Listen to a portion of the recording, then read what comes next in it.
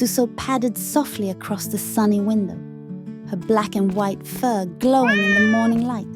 Suddenly, meows, hisses, voices beyond the fence. So many cats. Souso imagined them dancing, singing, laughing together in the winter sun. Happy, friendly, free. She opened her eyes. Curiosity won. Outside, she met a tiny cat, shaking, hungry, alone. Souso ran back and returned with food. But then, heavy footsteps. Some giant cats, muscular, loud, angry. "This food is ours!" The small cat hid behind Souso. Souso tried to explain, but the gang pushed her away. The little cat ran. "Run!" it cried.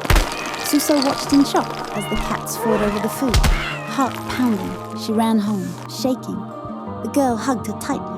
Back at the window, Souso watched quietly. Some worlds, Souso admired from a distance.